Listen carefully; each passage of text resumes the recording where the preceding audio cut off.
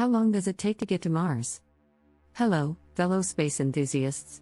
Today, we are going to explore a fascinating question that has captivated both scientists and the general public for years. How long does it take to get to Mars? The first thing we need to know is how far Mars is from Earth. The distance between the two planets varies depending on their positions in orbit. At its closest approach, Mars is about 34 million miles away from Earth, while at its farthest point, it can be up to 250 million miles away. The amount of time it takes to travel to Mars from Earth depends on a few crucial factors. First, the distance between the two planets, which we just covered. Second, the speed of the spacecraft. And third, the launch window or the optimal time to launch the spacecraft. On average, it takes about 7 months to travel from Earth to Mars. This time frame includes the time spent waiting for the optimal launch window to open. Space agencies usually plan their missions to Mars during these windows to ensure that they get the most efficient use of their fuel and resources.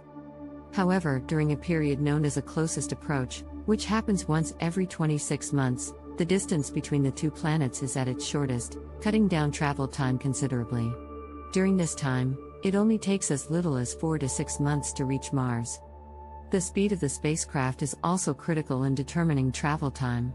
World record spacecraft, like NASA's Parker Solar Probe, travel at speeds of up to 430,000 miles per hour, which is an unimaginably fast speed. However, spacecraft headed to Mars have a more modest speed of around 17,500 miles per hour.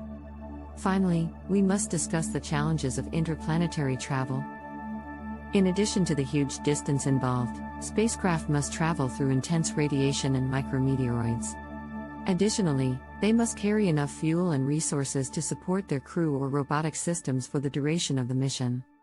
Conclusion: on average, it takes 7 months to travel there from Earth, but during a closest approach, it can take as little as 4 to 6 months. However, although the journey may be shorter during a closest approach, it also means that the trip will only be possible once every 26 months. Scientists and engineers must carefully plan and design the spacecraft, taking into account factors such as radiation exposure, communication delays, and the harsh conditions of space travel.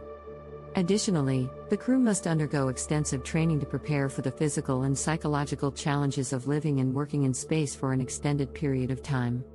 Despite the challenges, the potential rewards of exploring and studying Mars make the journey well worth the effort. So, that's how long it takes to get to Mars. Thanks for watching.